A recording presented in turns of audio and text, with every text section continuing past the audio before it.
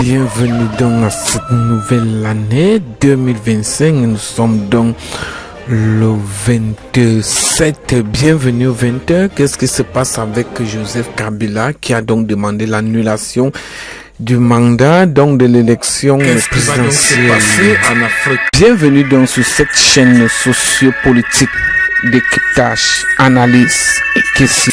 Bienvenue chers abonnés, nous sommes là pour l'agenda des infos. Bienvenue sur cette chaîne de l'un des créateurs de contenu d'Anony. Chaque jour qu'on dort, qu'on se réveille, il y a donc de nouveaux dossiers. Nous sommes avec vous, madame et monsieur. Rebonsoir à tous et bienvenue pour cette émission. Madame et monsieur, nous commençons ce dimanche. Nous sommes déjà au studio avec Joseph Kabila. Qui est devant donc tous les barreaux. Il est donc l'un des crèques qui a donc facilité à l'élection de Kamto Maurice pendant qu'on se prépare donc, pour ceux qui ne connaissent donc pas, le président donc Mbanda Kani, pour ceux qui le connaissent donc très bien, nous sommes donc de la RDC qui a donc demandé à Biya d'annuler donc sa candidature, donc sa présidentielle de 2025, vu le défaut de mes amis, la pression montée déjà à quelques mois de la pré-campagne. Bienvenue donc à cette nouvelle édition. Nous sommes donc le 27 déjà minuit. Pour ceux qui ne sont donc pas avec nous, nous sommes au studio. Nous allons donc écouter qu'est-ce qui s'est donc réellement passé. La sortie de Joseph Kabila Kabenge, oui. Et nous avons relevé certains de ces extraits, Monsieur le Président. On ne va pas tout lire sur notre antenne. On va quand même essayer de donner quelques extraits. La quintessence pour vous d'analyser, Monsieur le Président. On va vous donner le soin d'analyser. C'est très important sur cette sortie. Le président Kabila a remis en cause la gouvernance de son successeur, le président Tshisekedi. Et il a parlé d'un problème de démocratie. Il a même aussi interpellé le pays qui l'héberge, l'Afrique du Sud, sur le soutien qu'ils apportent militairement à la République démocratique du Congo. Et il a dit que la crise qui sévit en République démocratique du Congo est plus profonde et que ça relève le caractère d'un problème, des problèmes structurels même du pays, des problèmes de gouvernance, de la politique Tshisekedi, et qu'il y a un réel problème de démocratie. Il a taxé le gouvernement Tshisekedi, le politicien Tshisekedi de dictateur, et en relevant le fait qu'il y a un réel problème de démocratie. Monsieur le Président Banakani, c'est un peu les éléments assortis de la déclaration du président Joseph Kabila, de l'ex-président Joseph Kabila.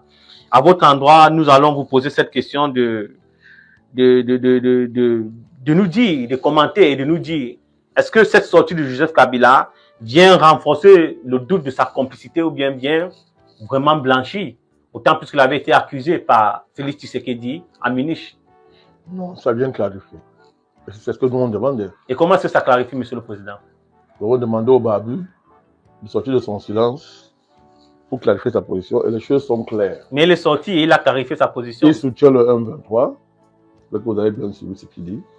Et pour lui, le problème de la RDC, ce ne sont pas le 1-23, l'agression du Rwanda, la prédation internationale. C'est peut-être ce qu'il dit parce que, il est un tyran. Bien sûr. Et deuxièmement, il n'est pas un démocrate. C'est ça. Et troisièmement, il gouverne mal le pays. En référence à des scandales que sa propagande met en avant. Parce qu'il a lui aussi plein de profils sur Facebook, dans les réseaux sociaux qui travaillent pour lui et qui mettent en avant les scandales des mercenaires romains, etc.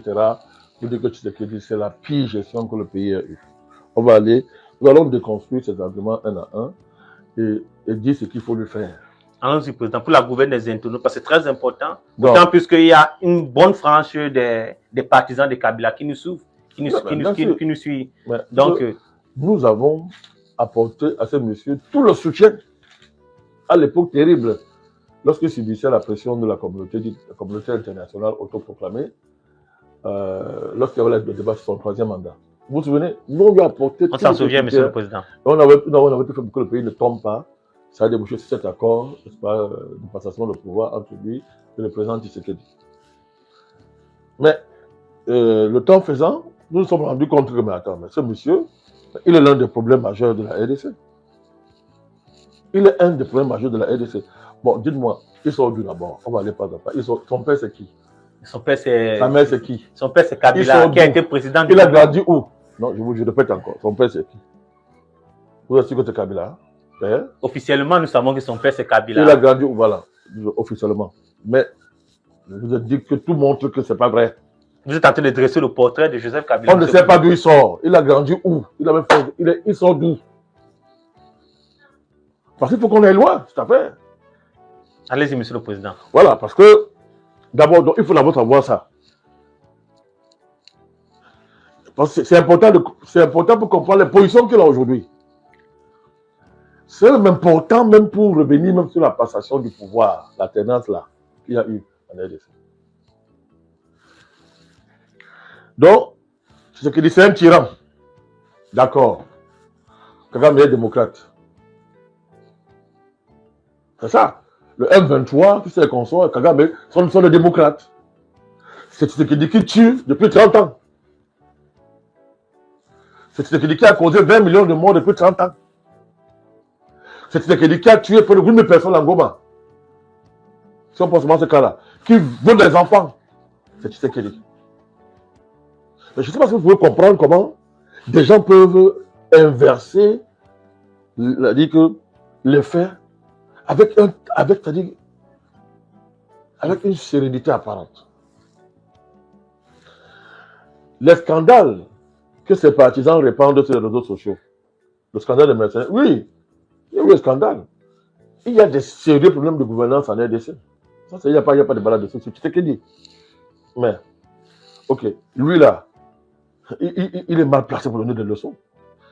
Il doit mieux que ses thèses, avec sa barbe là. Au lieu de parler pour dire des bêtises comme ça.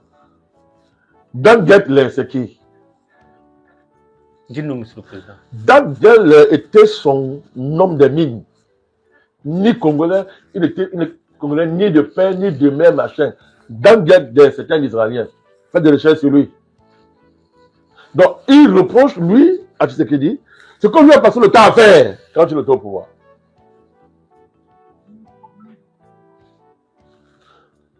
Donc, et je laisse de côté le fait que, j'y reviendrai. Vous ne pouvez pas reprocher à celui que vous estimez être le problème de la RDC. À M. Tshisekedi, ce que vous avez fait, même en pire, je dis bien, même en pire que lui. Quand vous étiez au pouvoir. Quand vous étiez au pouvoir. Et par là donc, vous soutenez le M23 et Paul Kagame. Vous avez dit carrément que le M23 sont les Congolais. Bon. Des Congolais qui massacrent leur population depuis des années et qui en un temps record ont fait au moins 10 000 morts seulement pour entrer en Goma, etc. Et qui pillent les matières premières de leur pays pour aller signer des accords. Pour les donner au Rwanda, pour que le Rwanda aille vendre aux Occidentaux. Mais c'est grave, hein? On va prendre ces références. Accord de Sun City. Je vous demande d'aller étudier les accords de Sun City. Vous allez comprendre. Vous allez comprendre pourquoi il dit que c'est un tyran. Et que pour lui, le problème c'est la démocratie. Peut-être parce qu'il veut retourner au pouvoir. Je vous ai dit que quand un Africain vous dit démocratie, méfiez-vous de lui. Méfiez-vous d'un Africain quand il vous dit que démocratie là, de manière aussi vulgaire et légère. Méfiez-vous de lui. Ce sont des dangereux. Que veut dire démocratie dans un pays qui est dans une telle situation d'abord? C'est qu'il parle de quelle démocratie? Démocratie veut dire que, il a si bien dit, il dit que les accords de Sun City sont le socle de toute perspective de paix en RDC. Sun City, c'est quoi? Paix et stabilité. C'est ça qui a débouché sur la constitution actuelle. Or, c'est quoi cette constitution? Elle consacre l'avènement d'une armée espagnole en RDC. C'est ce qu'on appelle une armée espagnole. Allez savoir ce qu'on appelle auberge. Allez savoir que quand on dit auberge espagnole, vous remplacez auberge par armée espagnole. Ça veut dire quoi? C'est une armée qui n'appartient pas.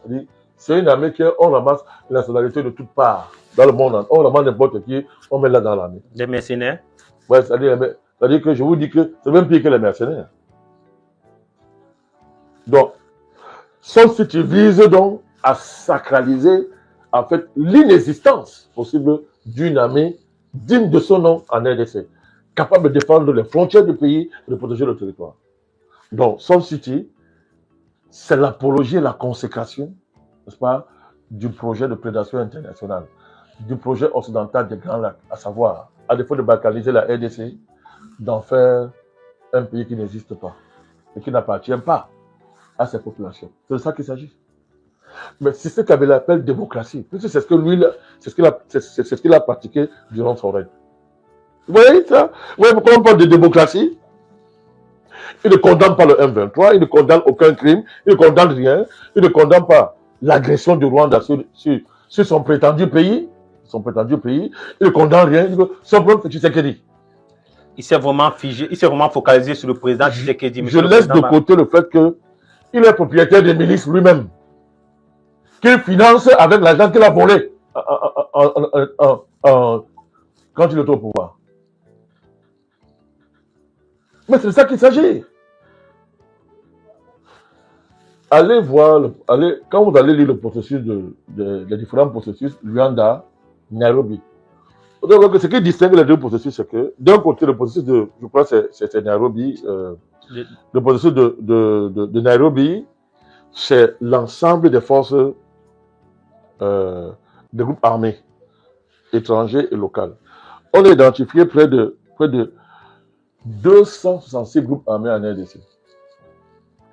Sur le contrôle de qui? Parmi lesquels 252 d'origine locale, 14 de sources étrangères. Et sur le contrôle de qui, Monsieur le Président? Peu importe. Mais comment vous ne comprenez pas l'importance d'une armée dans un tel pays? Vous voyez que tout ça, c'est pour qu'il n'y ait jamais d'armée dans ce pays-là, qu'il n'y ait pas d'armée. Et pour renforcer votre... Attendez, non, le processus de Luanda et Nairobi, l'enjeu à la fin, puisque Luanda, c'est le processus qui oppose simplement la RDC et le Rwanda, parlons comme ça. Oui. Rwanda. Mais le but à terme, c'est de fusionner les deux processus, c'est ça l'idéal, de les fusionner, cantonner les groupes rebelles, c'est clair, identifier leurs origines, qui est qui, on sépare les Congolais des autres groupes rebelles, et à la fin donc, les groupes rebelles, les groupes là, on aide à ce que chacun rentre dans son pays, on les reste dans leur pays. Vous voyez? Et après, c'est terminé. Cet accord-là devait être signé à Luanda, je crois, le 15 décembre. Qui a boycotté la réunion? Paul Kagame. Parce que là, il était coincé. Et parce qu'il avait été reconnu comme belligérant aussi. Non, c'était fini. Il était coincé, comme disait le président Tshisekedi. Donc, vous voyez donc que Kabila se permet, alors que le pays traverse une situation aussi grave, il prétend qu'il est Congolais. Juste après ça, j'ai jamais voulu insister sur sa nationalité. Parce qu'il dit que bon, il a quand même été président pendant 18 ans. Je dis que bon, ok, d'accord. Mais sa position par rapport à ce problème, quel que soit ce que Tshisekedi peut lui faire, il répète encore, ce n'est pas la position à avoir dans une pareille circonstance. Et surtout, mobiliser de tels arguments aussi pauvres qui montrent qu'on a fait un traître et qu'il n'est pas congolais. Voilà la preuve qu'il n'est pas congolais. Surtout que, Monsieur le Président, sans vous couper, la dernière sortie du président Kabila, en s'adressant au chef d'état-major, témoin de l'accord avec Tshisekedi, il se présentait déjà comme l'homme de la paix et de la stabilité du Congo, tout en faisant endosser la responsabilité de ce qui pourrait arriver au pays à son successeur. Mais c'est clair. Tout ce qu'il reproche au président Tshisekedi, dans le cadre de son interview, mais ça fait rire. C'est tout ce qu'on lui reprochait lui-même. Il parle de tuer les gens, mais lui, est-ce qu'on peut compter les morts qu'on peut le mettre sur sa tête? Les morts. C'est incroyable. Et comme il fallait que les arguments qu'il met en avant, n'est-ce pas, éclairent sa position, nous constatons que les arguments ont justement éclairé sa position. Mais ça va aller même plus loin. On enlève le masque sur son visage. On a fait un Rwandais. C'est un Rwandais. Il roule pour le Rwanda. Alors, tant que ces biens ne sont pas garantis, l'intérêt personnel, le Rwanda doit disparaître. Moi, ici, ceux qui pensent que ce monsieur, il faut l'arrêter, il faut le mettre aux arrêts. et le faire répondre de ses actes. C'est une haute trahison. Une haute trahison Oui, contre c'est une la haute République trahison. démocratique du Congo, Tout monsieur à le fait. Président. Tout à fait.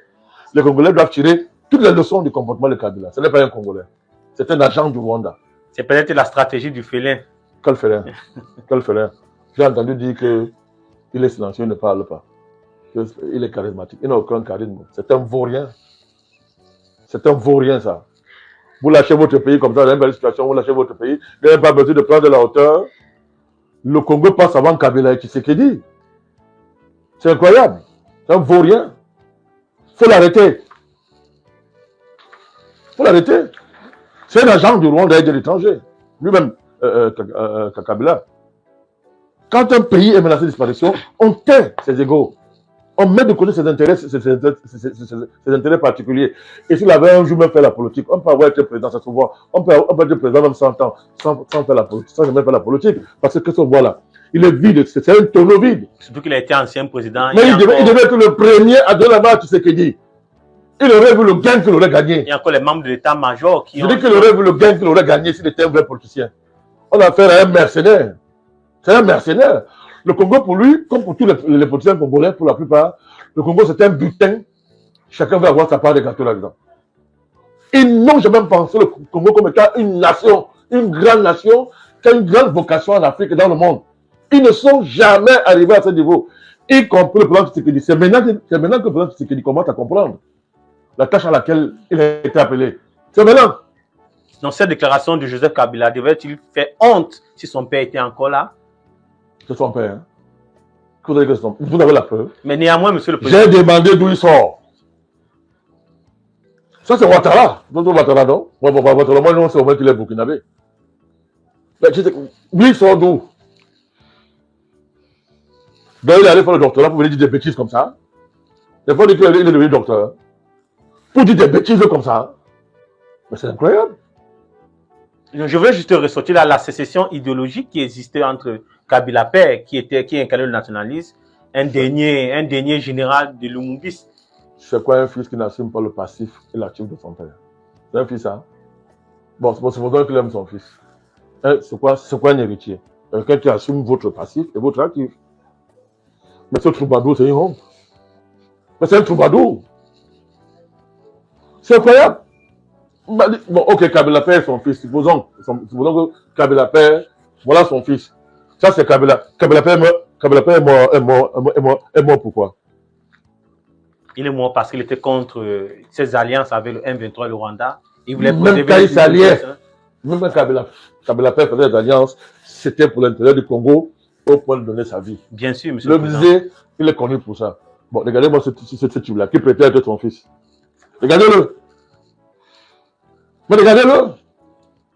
Ça vous rappelle rien. Ça vous rappelle un certain fils de Lumumba, là. Je ne veux même pas le citer. Je ne sais même pas s'il a même parlé depuis que La plupart des gens, nous sommes trop têtus. Quand Dieu te parle, parce que tu ne connais pas le pouvoir de l'intuition, tu ne connais pas comment écouter la voix intérieure. Et voilà pourquoi nous souffrons. Parce que quand la voix intérieure te parle, toi, il fallait que tu écoutes un Dieu parler dans les tonnerres. Là, tu ne veux pas écouter. Tu ne sais pas comment on écoute le langage de l'invisible. Il dit, attention, ne rentre pas dans ce bus-là. Tous les jours, je prends le bus, je rentre quoi? Je rentre. Accident. Il faut toujours interroger le moi intérieur avant de faire quoi que ce soit. Et lui, il va te dire, sinon, ce moment, ne fais pas ça. Ne va pas ça. Ne prends pas ce monsieur-là. Ne prends pas cette dame-là. Ne prends pas. Écoute sa voix. Obéis. Obéis parce qu'il va t'épargner de ce que tu ne connais pas. Mais si tu es têtu, tu ne connais pas la loi. Tu penses qu'on vit comme ça là. Donc, ce qui t'arrive, tu fais. Tu vas, tu sors. On t'appelle, viens ici, tu viens. On t'attend ici, viens, tu viens. Non, non, non.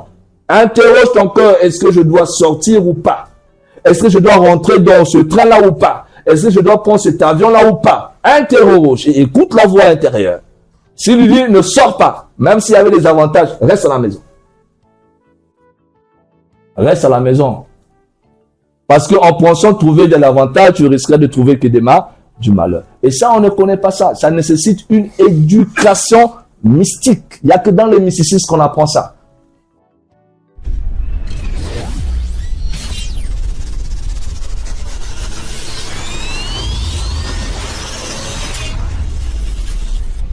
OGVS. horde du groupe des veilleurs silencieux.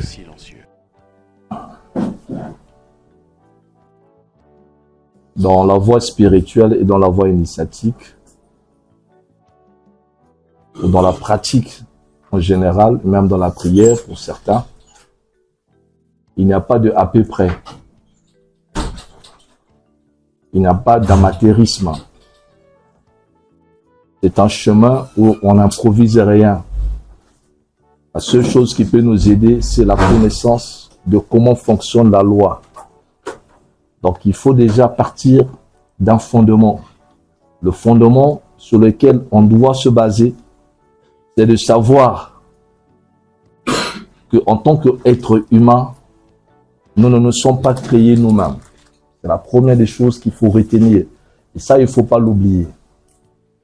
Parce que si vous oubliez cela, excusez-moi, c'est quelque chose qui est méconnu par beaucoup des pratiquants. Beaucoup de ceux qui font de la pratique, ou beaucoup de ceux qui veulent exceller dans la magie, ou dans leur pratique, qui veulent faire des grandes choses, parfois méconnaissent cela. Beaucoup de ceux qui veulent également réussir dans la vie de façon générale, dans les affaires, dans la politique, dans beaucoup de domaines, parfois oublient cela ou ignorent cela. C'est pourquoi vous avez des gens qu'on appelle des athées. Vous avez des religions athées, des religions qui ne croient pas en Dieu, voilà, et qui pensent qu'ils peuvent se permettre de faire ce qu'ils veulent. Non, nous ne sommes pas entièrement libres. Donc, il n'y a pas de liberté absolue en tant qu'être humain. Dès l'instant où vous êtes un humain, il faut savoir que vous n'avez pas de liberté absolue. Parce que vous ne vous êtes pas créé vous-même. Il n'y a pas eu un jour où vous avez décidé, ok, moi je me crée. Je deviens un tel et je deviens X. Non. Vous avez simplement pris conscience que vous êtes en vie. Et par conséquent, vous ne savez pas qui vous êtes. Les gens vous ont dit, tu t'appelles un tel. Les parents t'ont donné un nom et par ce nom, les gens, tout le monde t'appelle par ce nom. Eric, Roger, ou je ne sais pas qui. Et tu es allé à l'école où tu as appris des choses. On t'a dit des choses, comment le monde est venu, il y a eu l'histoire, il y a eu des guerres, tout ça on a raconté. Et il reste à savoir si ces informations sont vraies.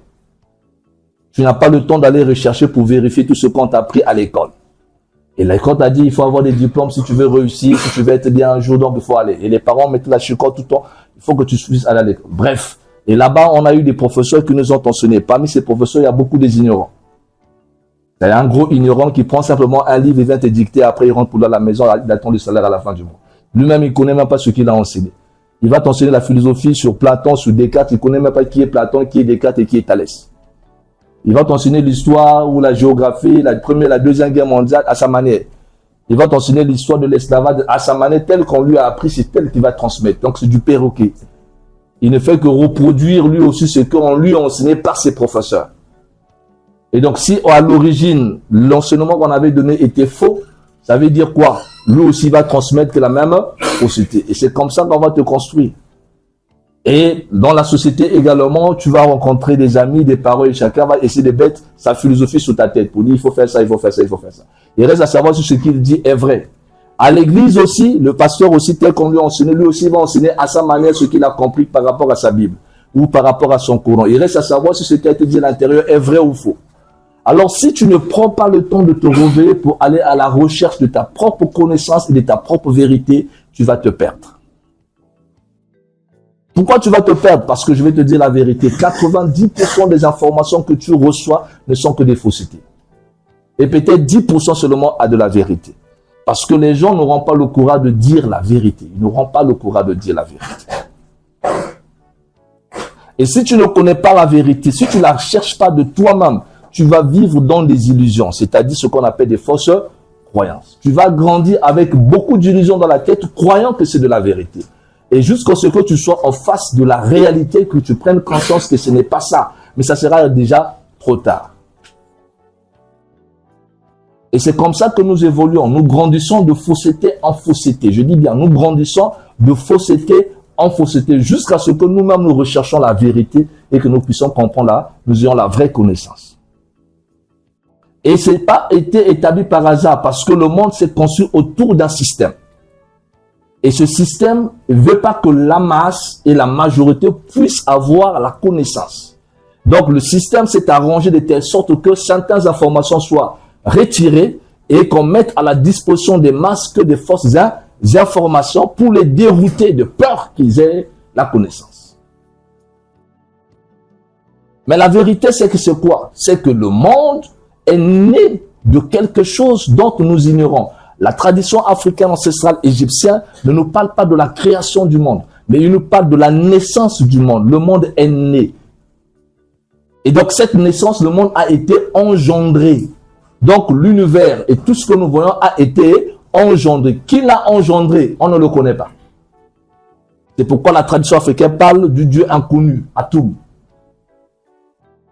Et c'est ça, c'est donc. C'est important de le savoir. Et dans les pratiques religieuses, évidemment, chaque religion va donner un nom à ce principe. Dieu pour les uns, Allah pour les autres, pour nous tenir. Bref, tout ce qu'on veut dire. Mais ce qui est vrai, c'est qu'il y a un principe d'origine.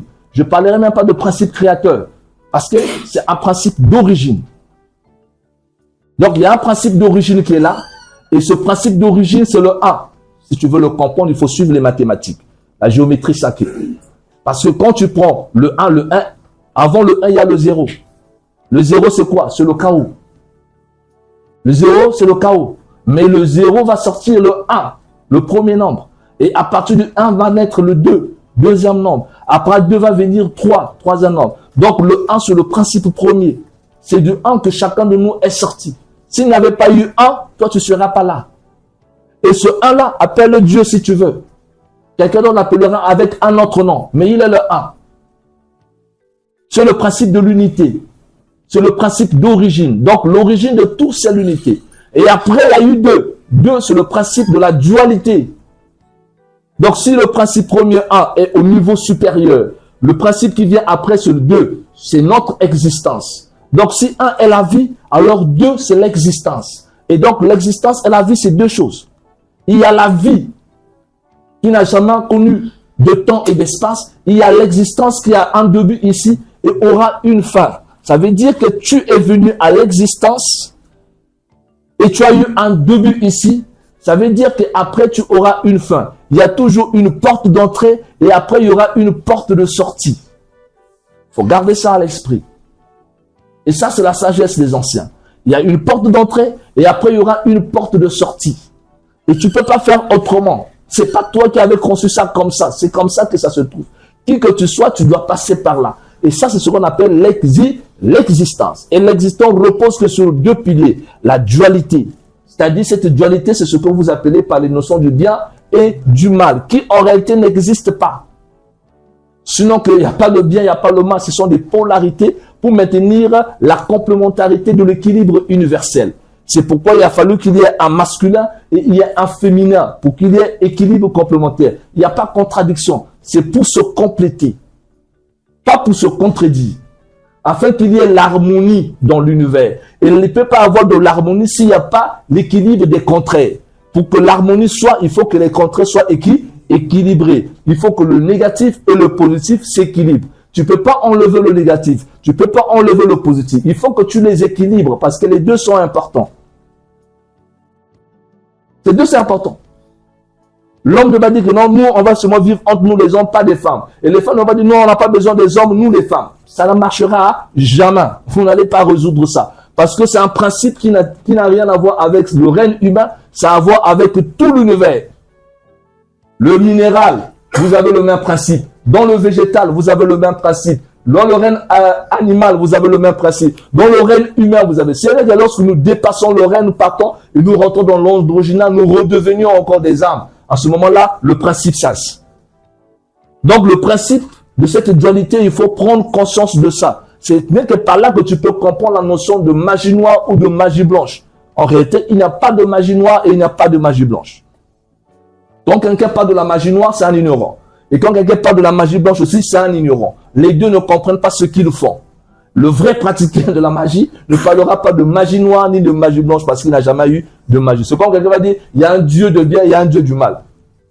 Il n'y aura jamais un dieu du bien, il n'y aura jamais un dieu du mal. Ça, c'est la version religieuse. Évidemment, c'est le fruit de l'ignorance. Voilà pourquoi les religieux ont créé un dieu du mal qu'on appellera Satan et un dieu du bien qu'on appellera Dieu. Ça n'a pas de sens.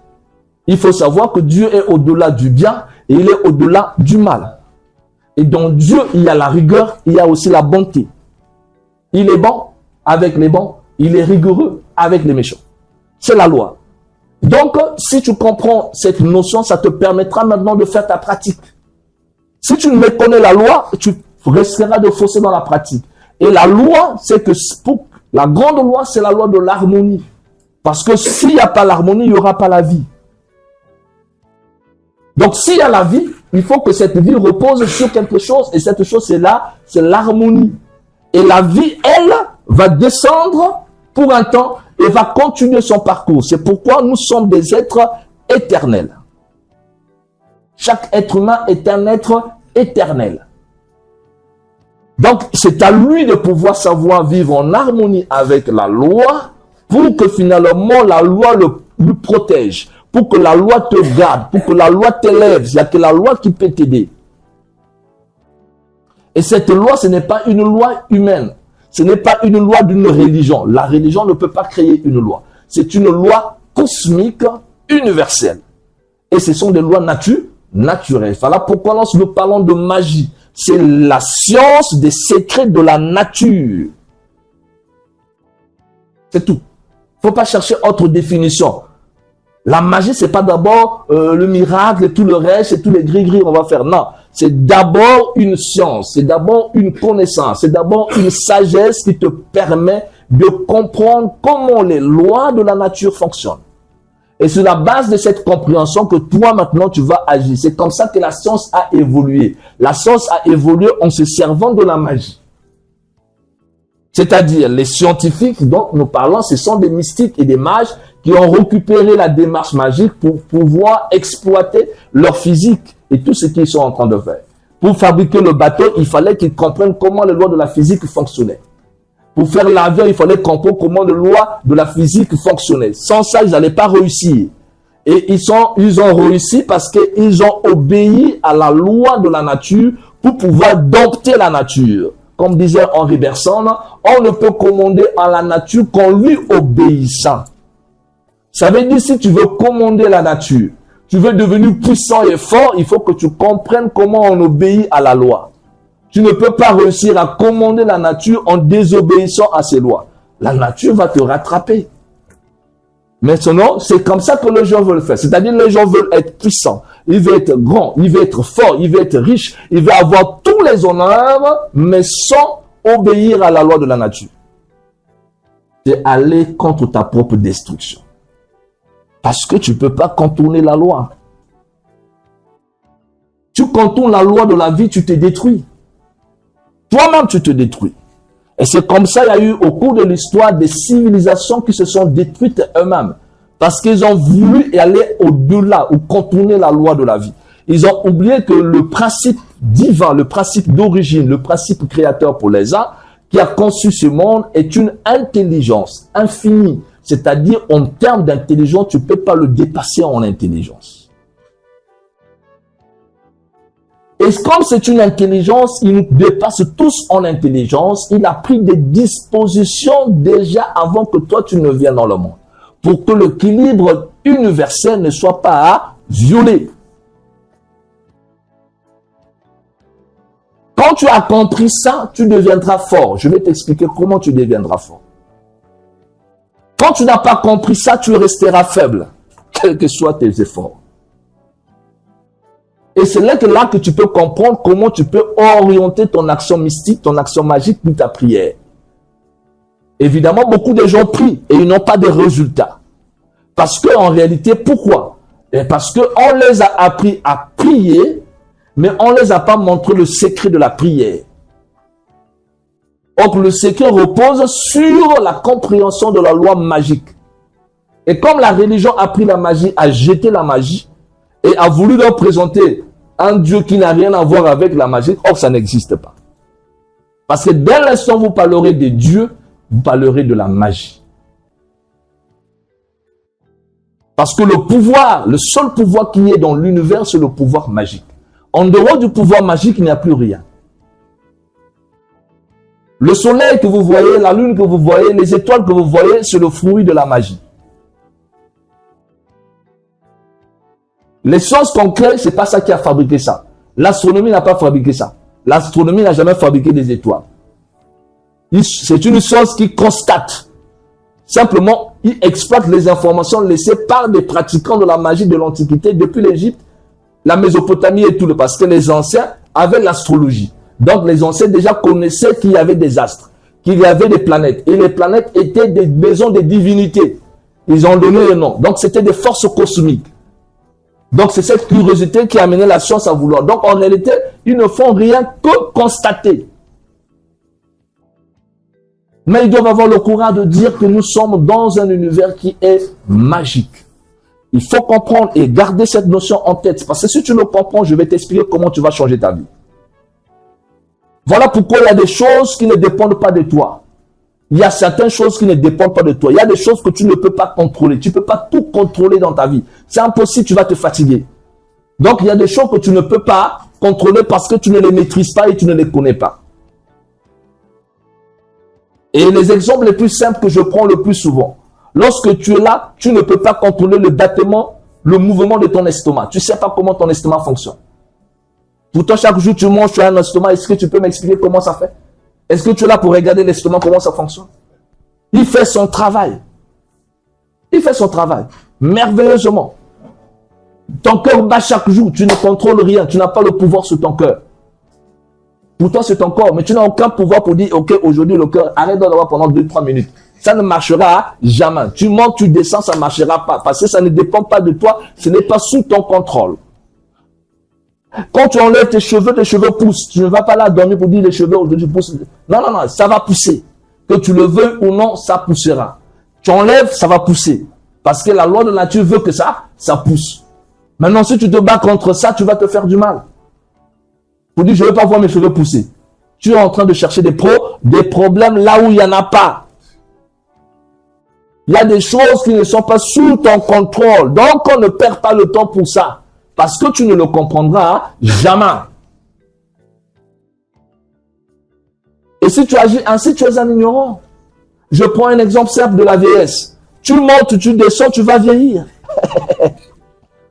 Tu as été aussi jolie, aussi belle, aussi beau. Tu as pris tout le temps pour maintenir ta beauté.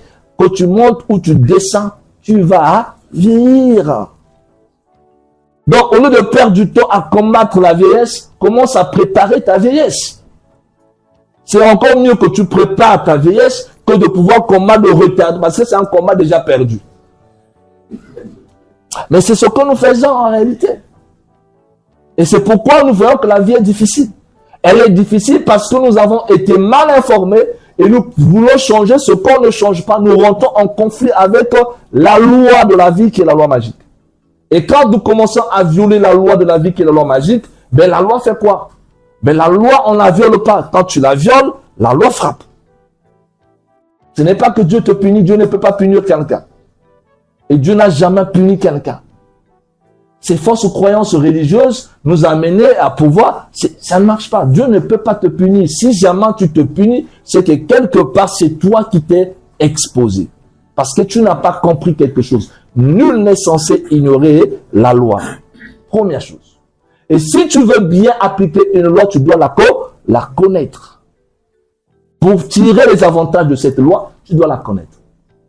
Maintenant, si tu ne cherches pas à connaître comment cette loi fonctionne, ben tu restes un ignorant. Par conséquent, tu subiras. Si tu veux conduire la voiture, il faut que tu connaisses le code de la route. Tu veux avoir une voiture, tu veux conduire une voiture, ben il te faut avoir la connaissance du code de la route.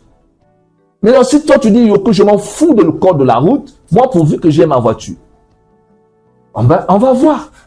Est-ce que c'est toi qui avais créé le code de la route? C'est M. Rousseau.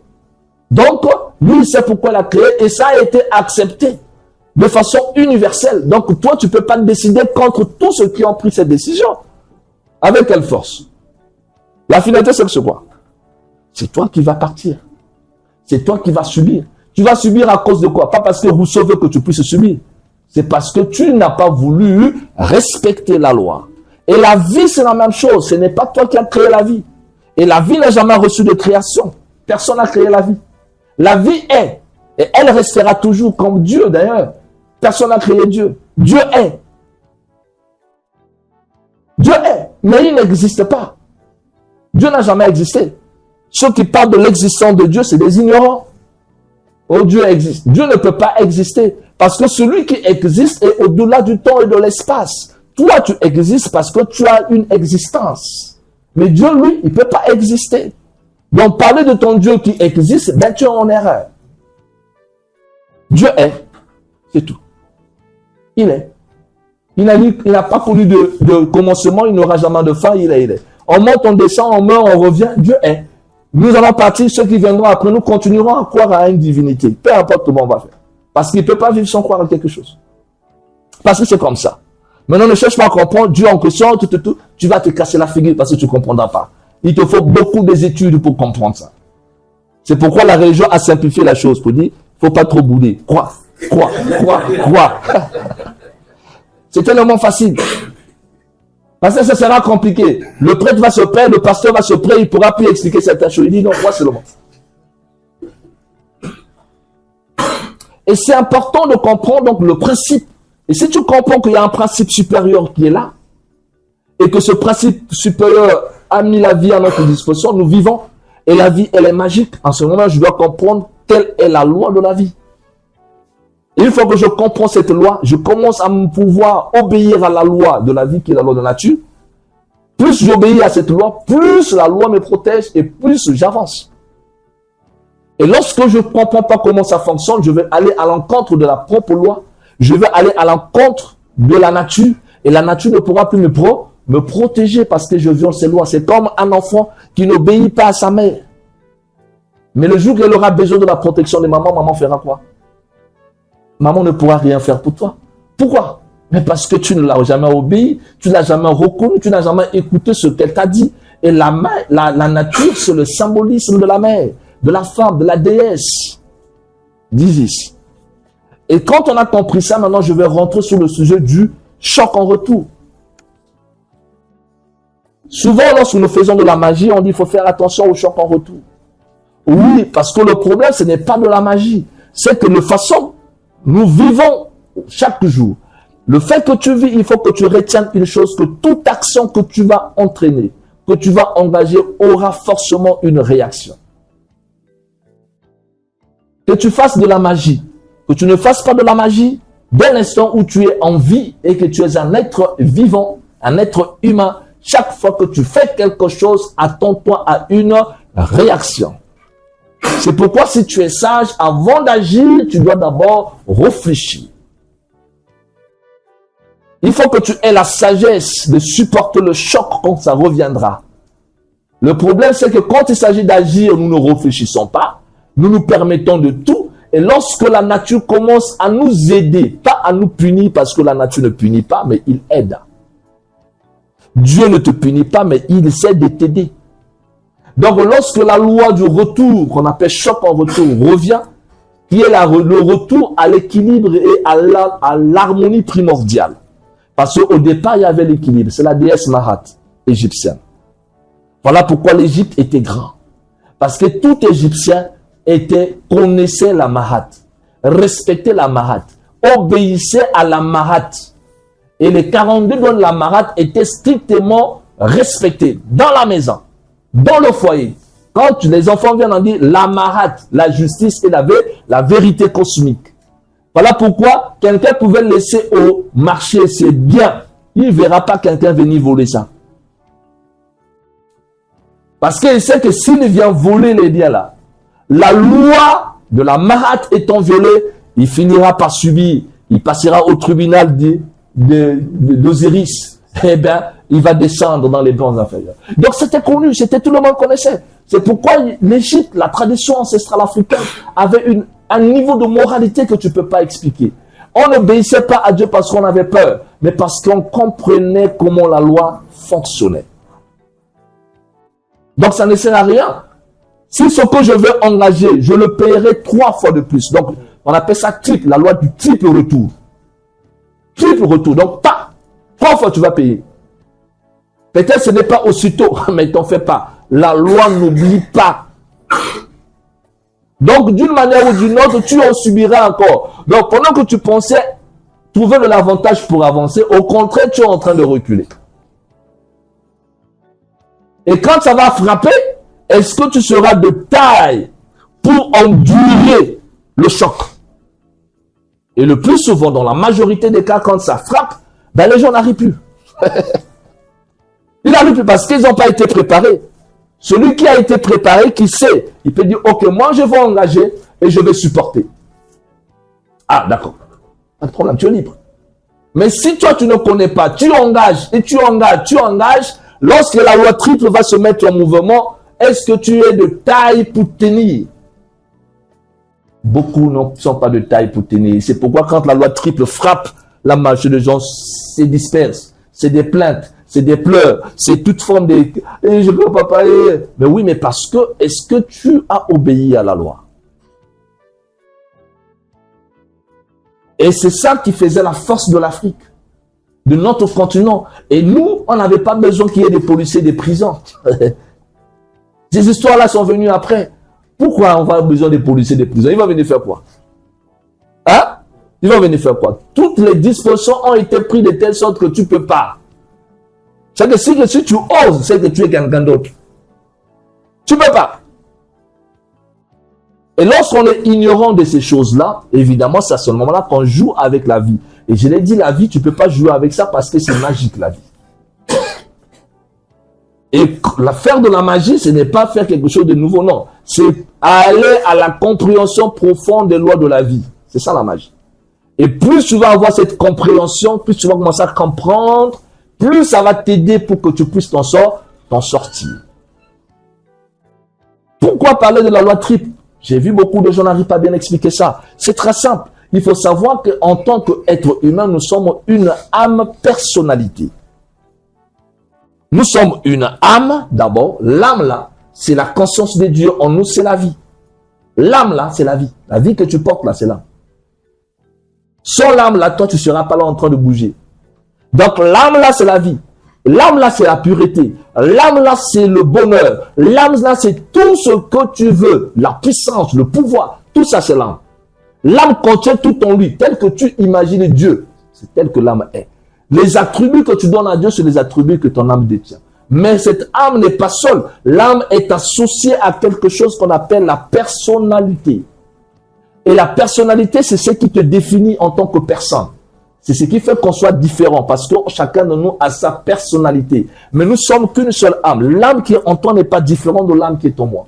Les capacités magiques que je détiens, ce sont les mêmes que toi tu as. On a le même potentiel magique.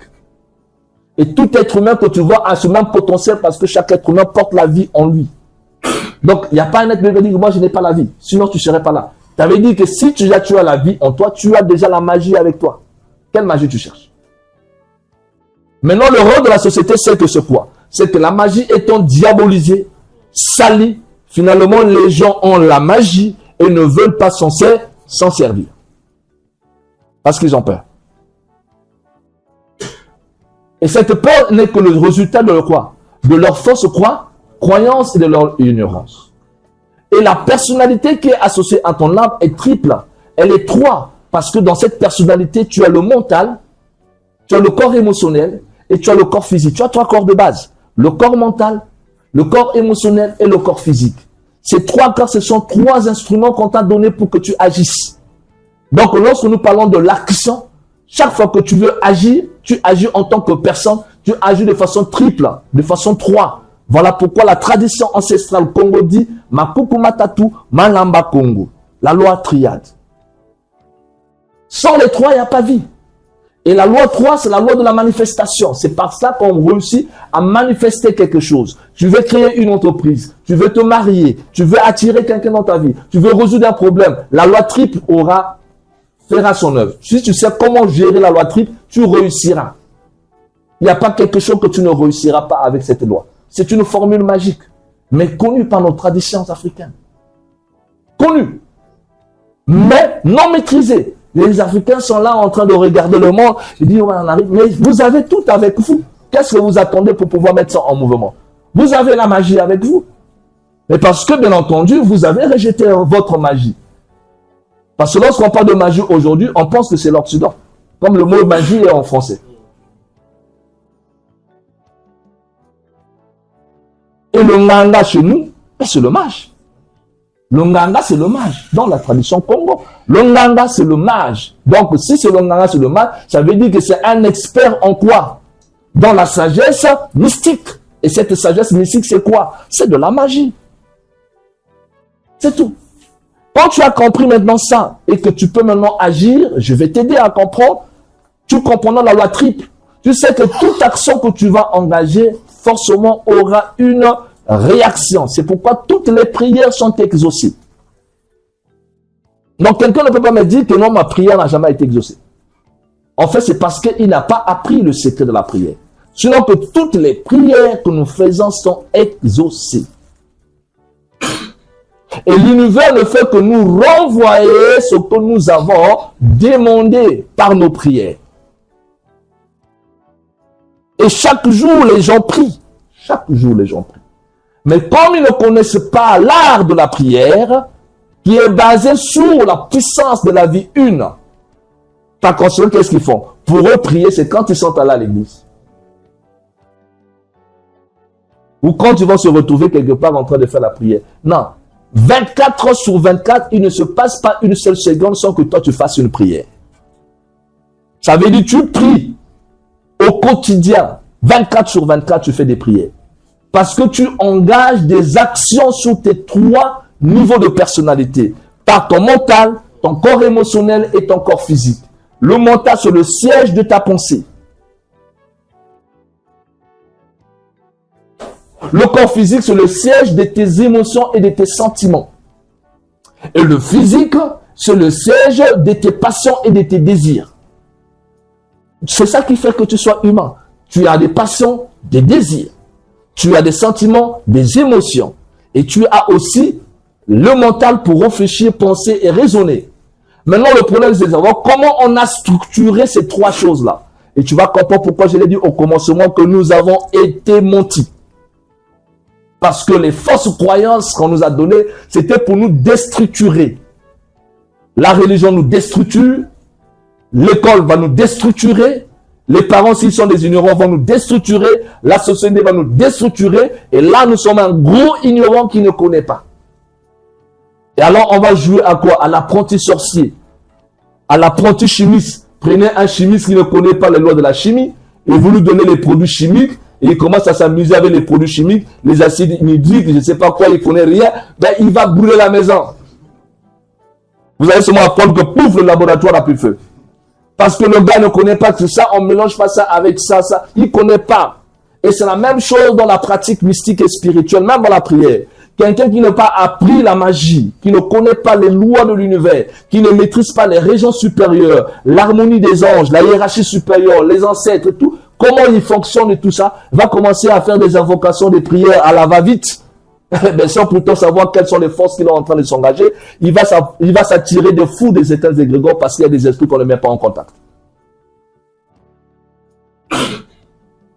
Il ne connaît pas Gabriel, Michael, Raphaël, c'est qui? Il ne connaît pas. Et il dit, je vais faire les invocations des anges. Sur quelle base? Pour faire quoi? Il leur demandait de faire quoi? Il dit, je vais demander maintenant à Gabriel de pouvoir punir et faire, parce qu'il y a quelqu'un qui me fait du mal. Il faut que Gabriel va là, va tuer-le. Gabriel va le tuer. Quand tu ne connais pas, il faut faire attention. Il faut apprendre avant de mettre en mouvement une force. On ne met pas en mouvement les forces qu'on ne maîtrise pas. Voilà pourquoi quand tu ne maîtrises pas les forces, tu dis simplement Dieu ou force cosmique. Parce que tu n'as pas la maîtrise de qui tu vas utiliser. Et un jour, quand tu vas avancer, tu commenceras à avoir la maîtrise des entités et leur nom. L'esprit de dire, ok, tu peux t'utiliser. Tu sais que je peux orienter lui pour telle chose et lui, je l'orienterai. C'est là où je te dis qu'il n'y a pas de magie noire, il n'y a pas de blanche blanche, il n'y a que de la magie. Et quand tu auras compris ça, ça va t'aider dans ta propre vie. Tu n'as même pas besoin de faire beaucoup de magie pour le faire. Ce que tu as besoin, c'est de commencer à faire attention à ce que tu penses. Comment tu penses? À quoi tu penses le plus souvent? Et comment tu vois le monde? La perception du monde, la façon dont tu vois le monde dépend que de toi. Si je prends un exemple très simple de quelqu'un qui traverse des moments difficiles, qui est pauvre et qui veut s'en sortir. Et de l'autre côté, il voit des gens qui réussissent, qui prospèrent, il va se dire, mais comment lui il fait? Comment, pourquoi, papa? ok, il a une perception qui est fausse. La perception qui est fausse, c'est quoi? C'est qu'il y a des informations d'abord qui sont fausses dans son propre esprit. Et tant qu'il ne va pas se libérer de ces fausses informations, il continue à rester dans cet état. Quelqu'un m'a envoyé un message. J'étais en train de lire un message. Il m'a dit, maître, il faut m'aider parce que moi, je suis pauvre et je souffre. Regardez, je suis pauvre et je souffre. La personne est consciente qu'il est pauvre, qu'elle est pauvre. Et il affirme ça, je suis pauvre et je souffre. Il oublie que la vie est en magique. Lorsqu'il dit je suis pauvre, le je suis là, c'est même le nom du principe divin. Donc Dieu s'appelle je suis. Je l'ai dit qu'il est. Donc quand je dis je, tu engages ta volonté. Action magique. Parce que pour commander la nature, on commence par le je. Je t'ordonne, je déclare, je proclame. Je, le je là, c'est Dieu en toi. C'est l'âme qui s'affirme. Alors quand tu mets je suis, le verbe que tu mets là, je suis, c'est une signature. Tu es en train de signer. Et quel est l'adjectif que tu mets après je suis? Pauvre. Alors l'esprit, le subconscient, toute la magie est déjà engagée. Tu es dans l'auto-affirmation de ta propre pauvreté. Parce que tu es en train de nommer ta pauvreté. Quand tu nommes quelque chose, tu donnes un nom à quelque chose, tu crées la chose. Donc nommer quelque chose, donner nom à quelque chose, accepter cette chose, c'est créer la chose. Et donc, en le faisant, tu es en train de confirmer ça et par conséquent, la loi ne fait que obéir à ta propre volonté de pauvreté. Je suis malade. Ah, je suis malade. Je suis malade. La phrase que tu es en train de faire, c'est une confirmation à l'univers de ce que tu désires. Et donc, comme tu as nommé, tu as donné un nom même à la maladie. Ça s'appelle comment la maladie en question? C'est le sida. Ça s'appelle comment? Le palu. Ça s'appelle comment? Je suis malade du palu. Je suis malade du sida. Tout ce que tu dis là, c'est parce qu'on t'a éduqué comme ça. Mais je vais te démontrer que c'est faux. Oui. Je vais te démontrer que c'est faux. Que tu n'es pas obligé d'accepter cette condition. Que tu as la possibilité par la puissance de ta pensée, par la puissance de tes émotions et par le pouvoir de ton verbe, de ne pas construire ta phrase de façon négative parce que tu n'as pas besoin de la négativité. La maladie, la pauvreté, les échecs, la souffrance et tout le reste, ce sont des objets négatifs et tu n'as pas besoin d'accepter ça. Pourquoi tu confirmes ça? Mais on t'a piégé parce que nous avons été éduqués comme ça, on a écouté ça dans la bouche des gens, on a répété comme des perroquets les mêmes choses, sans pourtant mesurer les conséquences de que cela se veut dire. Et tu vas me dire, mais finalement, quand je suis malade, qu'est-ce que je dois dire? Il faut dire que mon corps ne va pas bien. Mais moi, je suis pas malade. C'est ton corps physique qui est en train de se sentir, qui ne va pas bien. C'est juste ton corps. Ou ton corps, mon corps émotionnel ne va pas bien. Mon corps mental ne va pas bien, mais pas moi. Parce que toi, tu ne peux pas être malade en réalité. Toi, tu ne peux pas être pauvre en réalité. C'est impossible. Tu vas me dire, mais tu es devenu fou. Je vais te dire que c'est impossible que tu sois pauvre. Parce que la pauvreté a été fabriquée par des gens qui dirigent le monde pour te faire croire que tu es pauvre. Comme ça, tu ne seras pas conscient de tes vraies richesses. Et tu as accepté le système. Voilà pourquoi tu restes comme ça. Maintenant, je vais te faire comprendre que tu es tellement riche que tu ne le réalises pas. Oui. Parce que parmi les richesses, le problème c'est que dans ta tête, quand je parle de richesse, toi tu vois l'argent. Erreur. L'argent est la conséquence de ta richesse. Mais l'argent, ce n'est pas la richesse. Il y a tellement de gens qui ont de l'argent mais qui ne sont pas riches. Je me dis comment? Oui. Les gens ont de l'argent mais ils ne sont pas riches. La plupart des gens qui sont riches sont endettés. Vous le voyez avec beaucoup d'argent, mais il est très endetté. Il a des sociétés, mais il est très endetté. En matière d'argent, il en a. Mais en matière de richesse, il n'est pas riche. Il faut faire la différence. Ceux qui font la comptabilité connaissant, lorsqu'on parle de patrimoine, quand on voit une entreprise, on dit, quelle est votre richesse? On voit le patrimoine, les biens que vous détenez, c'est ça qui fait la richesse. Après, on voit que ce que vous avez dans votre caisse, en termes maintenant de fonds financiers. Donc la richesse, ils savent bien que la richesse, ce n'est pas l'argent que tu as, mais d'abord ce que tu possèdes. Quelqu'un qui a une parcelle construite est plus riche que, par exemple, une personne qui n'a pas de parcelle et qui roule en voiture. Tu vois quelqu'un rouler dans une belle voiture, qui n'a pas encore une maison, qui n'a pas encore construit sa propre maison, mais il est en voiture. Si on prend les deux personnes, on les met devant toi, tu vas dire que le riche, c'est celui-là qui est en voiture. Non, le riche, c'est celui qui, en réalité, a sa maison, sa parcelle, a construit, même s'il roule en marche encore à pied. Dans le plan, il est riche. Parce qu'il a un patrimoine durable. Et plus le temps va passer, ce patrimoine va prendre de la valeur. Bon, maintenant, qu'est-ce qui montre que toi, tu es pauvre? C'est parce que tu as accepté le mot par rapport à l'éducation de la société. C'est très difficile d'enlever ça dans la tête des gens. Je parlerai maintenant des attaques mystiques après, mais je veux d'abord que vous restiez sur ça. Que vous compreniez ça, parce que c'est ça qui va vous aider. Le reste va venir après. Donc, quand tu comprendras ces notions, il faut que tu commences à changer ta façon de penser d'abord. Il faut que tu changes ça. Voilà pourquoi il faut se libérer des fausses croyances pour commencer à te régénérer en être nouveau. De faire en sorte que lorsque tu penses, tu saches comment tu véhicules la pensée.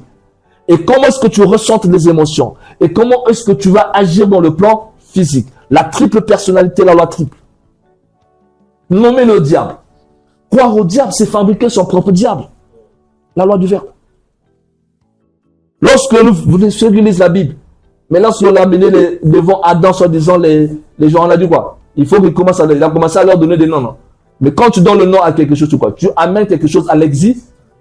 C'est la première loi de la magie. Dans la pratique magique, dès l'instant où tu nommes quelque chose, tu l'amènes à l'existence. Quand tu veux faire un envoûtement contre quelqu'un dans le sens négatif, ben tu vas nommer ce que tu veux que la personne puisse vivre comme malédiction. Le fait que tu es en train de nommer ça, tu es en train d'accompagner ça avec ton énergie émotionnelle, ben là, tu es en train de créer une entité qui va agir. Et bien entendu, la personne va subir une charge négative. Il va se retrouver à l'hôpital parce que tu l'avais souhaité. La magie est incontournable. Nous vivons dans la magie. Nous faisons de la magie sans que nous puissions nous en rendre compte. Et comme on ne nous a pas appris ça, ben nous utilisons cette magie très mal et le plus souvent contre nous-mêmes. Parce que nous n'avons pas étudié ça.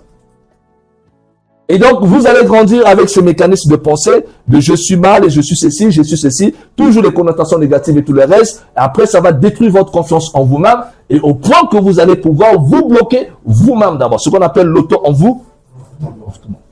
Et c'est ce que va utiliser l'esprit sorcier. Les vampires sorciers savent ça. Ceux qui ont l'expérience, pas des petits sorciers. Les vampires sorciers qui maîtrisent l'invisible connaissent exactement. Ils savent que la plupart des humains qui sont là ne sont pas assez forts. Qu'est-ce qu'il va faire? Il va créer simplement un événement. C'est ce qu'on appelle l'envoûtement. Une charge négative. Il dit qu'il te souhaite malheur. Il dit qu'il a trouvé un boulot, il commence à prospérer. Non. Je vais envoyer une charge négative. Donc, il va invoquer ses forces et en jeter un sort dans le sens que toi, tu sois malheureux. Que toi, tu subisses quelque chose. Mais forcément, s'il met assez de volonté dans son acte, il est possible, si toi, tu n'as pas de protection, tu n'as pas d'égrégore puissant, tu n'as pas de force, que tu subisses l'événement. Voilà pourquoi tu vas subir un drame. Une situation. On va t'enlever du boulot, par exemple, sans raison, ou quelque chose que tu avais de bien, il va se perdre. Paf! Et quand ça arrivait, et si tu n'étais pas spirituellement préparé, tu ne connais pas comment faire le retour à l'envoyeur. Tu ne sais pas comment maîtriser, tu ne sais pas. Dès que tu vas voir l'événement négatif se présenter, la première des choses que les gens font, c'est quoi? Il se met à se paniquer dans tous ses états. On vient de m'enlever au boulot. Je ne sais pas qu'est-ce que c'est. Et là, tu es en train de pouvoir ouvrir ton champ énergétique sans te rendre compte pour que l'action qu'on a mis contre toi puisse encore accélérer le processus.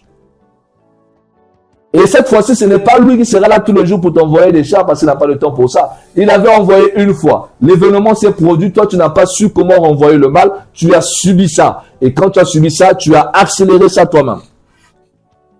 Et après, tu as accepté cette identité nouvelle qu'on a fait sur toi. Parce que lui, il avait souhaité que tu sois pauvre. Toi, on t'a enlevé du boulot. Et les difficultés ont commencé. Et tu as dit, OK, je suis donc pauvre. La preuve, je n'ai pas la capacité de pouvoir nourrir mes enfants. Mais c'était la volonté de quelqu'un d'autre. Et tu n'es pas obligé d'accepter cette volonté. Tu peux t'en libérer.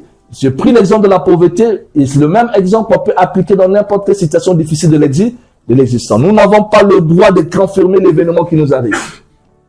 Attention. Même si l'évidence, les yeux, et nous montrent que c'est ce que tu traverses, la maladie, tu es allé à l'hôpital et les médecins disent que tu souffres du VIH-Sida. Et c'est parti. non, non, non. Tu dis, je suis un être magique et je n'accepterai pas ça. Refoulement, retour à l'envoyeur, tu réagis. La loi cosmique se met en mouvement, on va réparer le temps, tu reviendras, on verra, il n'y aura plus rien. Tu peux te guérir de tout ça, il n'y a pas d'impossibilité. Comprends comment la loi fonctionne. Comprends comment la loi fonctionne. Il faut se libérer de nos petites peurs. Et cela, quand tu as compris la loi triple, comment ça fonctionne, comme je l'ai dit, donc le problème du choc en retour, ce n'est pas un Dieu qui nous punit, ni quelqu'un qui nous punit. Le choc en retour, c'est le retour de notre action, mais triplé. Ça veut dire si ce que tu penses est bienfaisant, si ce que tu ressens est bien, et si ce que tu fais est bien, attends-toi à ce que tu ressens en retour le triple de ça, en mieux. En pensée, en mieux, une fois. En émotion, en mieux, et en acte, en mieux, donc 3 fois. Triplement reçu, et donc c'est bien. Et quand tu penses ça bien, tu peux changer les choses parce que tu as compris le secret. Maintenant, quand tu penses de façon mauvaise, une fois, tu ressens de la négativité 2e fois, et tu agis en plus en mal dans l'intention vraiment de faire du mal à quelqu'un 3 fois. Donc, il y aura une réaction de la même manière. Triplement, tu vas payer en pire, pas en mieux. Et dans la pratique magique, il y a la pensée qui rentre, il y a l'émotion et il y a le geste qui est l'acte. Voilà pourquoi tu vas prendre le visage de quelqu'un, tu vas prendre ses cheveux, ses angles, on va mettre pour jeter le sort, et après on se met à canter, on prend le couteau, on tape, comme on fait dans le vaudou. Tout ce que tu es en train de faire, ça c'est le côté physique, l'action est là, le corps physique agit, il y a le côté émotionnel parce que tu as des sentiments, il faut qu'ils soient détruits. Après, de l'autre côté, il y a la pensée qui travaille parce que, surtout pour ceux qui sont très avancés à la visualisation qui va rentrer, toute cette action que tu es en train de faire aura sa réaction. C'est pourquoi celui qui agit de cette manière est un ignorant. Tu n'as pas le droit de faire ce genre de pratique pour nuire à quelqu'un. Je ne te conseillerais pas de le faire. Je ne te conseillerais pas de le faire. Et c'est pourquoi, c'est ça qui a été la conséquence de beaucoup des pratiquants de la magie. Ils pensaient que le fait qu'ils ont le pouvoir magique, ils ont le droit de faire ce qu'ils veulent. Non. Le pouvoir, tu as simplement le droit de l'utiliser que pour faire ce qui est bien ou pour renvoyer le mal. Renvoyer le mal, c'est pourquoi? C'est ce qu'on appelle le retour à l'envoyeur. Tu as le droit de te défendre contre ceux qui cherchent à nuire à ta vie. Tu as le droit de te défendre contre ceux qui font des incantations pour que toi, tu n'avances pas dans la vie. Tu as le droit de te défendre contre les personnes qui veulent bloquer et t'empêcher d'être heureux. Tu as le droit de te défendre. Et on se défend en faisant ce qu'on appelle le retour à l'envoi. En ce moment-là, tu lui renvoies simplement son propre charge négative. Tu lui renvoies son mal. Tu lui renvoies son mal pour qu'il y ait un retour à l'équilibre et à l'harmonie. Là, tu n'as pas de problème. Et ça, c'est ton droit. Parce que tu as aussi les mêmes armes que lui.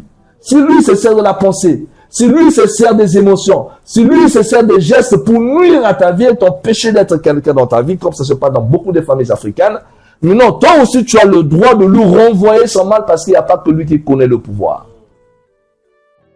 Parce que nous sommes tous des créatures magiques.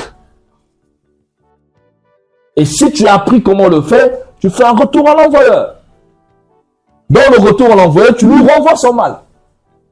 Et quand tu connais la notion du nombre d'invocations, 1 fois je renvoie, 2 fois je renvoie, 3 fois, 4 fois je renvoie. 1, 2, 3, 4 égale à quoi? 1, 2, 3, 4 égale à quoi? Égale à 10. C'est l'acte 10. 1 et 0. 10, c'est Dieu l'humain. Donc, tu as agi en conformité avec le principe dit divin pour restaurer ce qu'on appelle l'équilibre et l'harmonie. Parce que cette personne qui veut te faire du mal n'a pas la légitimité pour détruire ta vie. C'est pas lui qui t'a envoyé sur terre. Donc, de quel droit peux-tu se permettre de pouvoir détruire tes rêves? Il n'a pas ce droit-là. Il n'a pas la légitimité. Et si tu sais qu'il n'a pas la légitimité, tu sais en réalité qu'il est faible. Et c'est toi qui as de l'avantage. Donc, au lieu de pouvoir pleurer, se paniquer, fais un retour à l'envoyeur. Et après, tu restes calme. Pourquoi passer le temps à se plaindre et à pleurer? Donc, qu'est-ce que les gens font? Au lieu de renvoyer le mal parce qu'ils ne le savent pas, ils subissent le mal et ils subissent la vie et ils sont pris au piège à ce moment-là parce qu'ils ne savent pas comment réagir. Donc, lorsque nous comprenons cette loi triple, qui est une loi de la vie, qui est une loi spirituelle, tu peux l'exploiter en bien. Et je vais dire comment l'exploiter en bien. Si tu sais que ta pensée forcément entraînera une réaction, tes émotions entraîneront une réaction, tes actes entraîneront une réaction, en ce moment-là, tu peux en profiter pour cultiver au-dedans de toi des pensées de paix profonde, des pensées de joie, des pensées d'élévation, des pensées qui vont dans le sens du bien. Quand bien même tu traverses un moment difficile, tu n'es pas obligé de confirmer ça. Tu n'es pas ça. Ce sont des situations extérieures à toi. Pourquoi se laisser affecter par ça? C'est nous qui autorisons ces choses-là d'entrer en nous. On n'est pas obligé d'autoriser que ça rentre.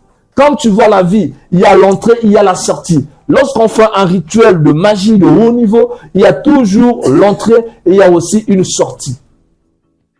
Donc c'est toi qui sais comment tu fais l'entrée, comment tu fais entrer et qu'est-ce que tu fais entrer et qu'est-ce qu'il faut faire sortir.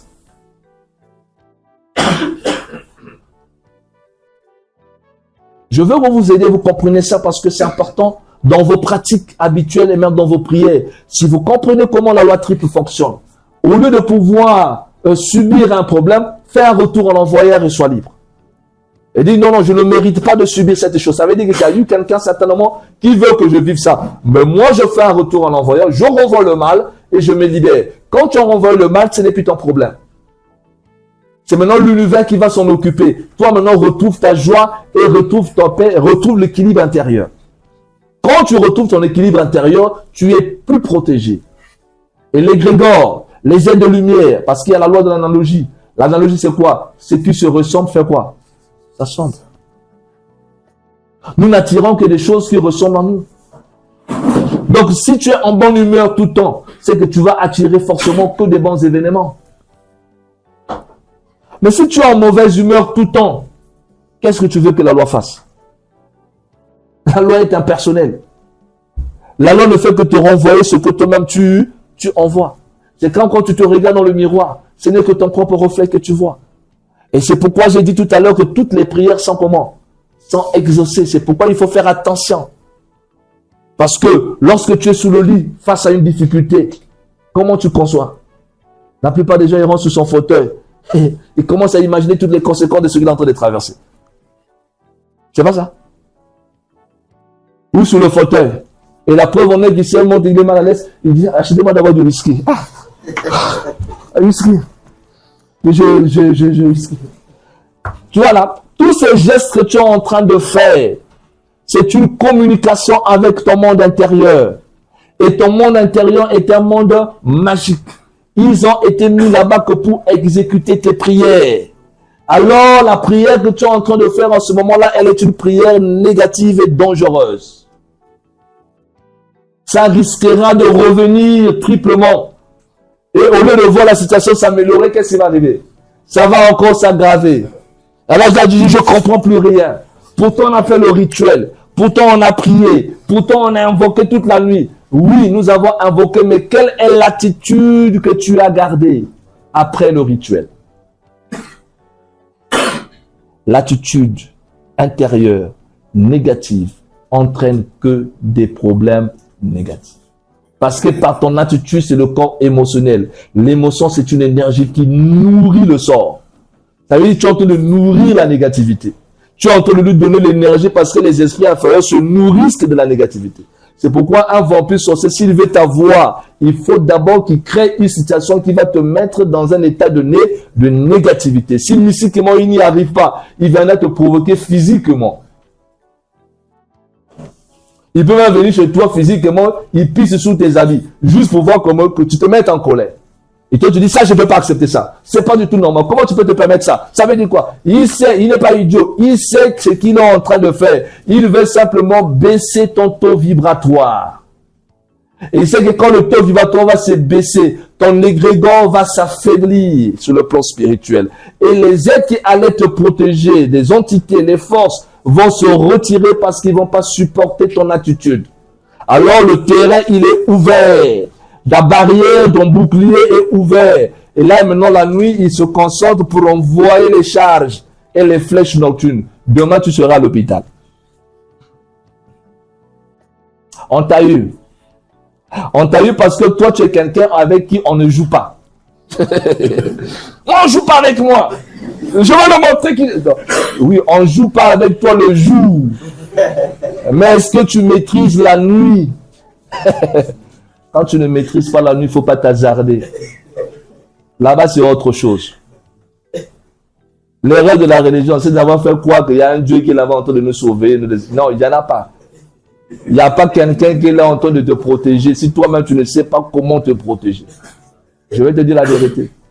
Il n'y a pas quelqu'un, sinon que dans la tête, dans une illusion dans la tête, oh non, il y a Dieu qui me protège, il y a Jésus qui me protège. C'est ça. Non. Si toi-même tu ne connais pas comment faire ta protection, comment créer ton bouclier de protection, tu ne sais pas comment la loi fonctionne, tu ne comprends pas comment on met en harmonie avec des entités, tu ne connais pas tout ça. Tu es nu et exposé.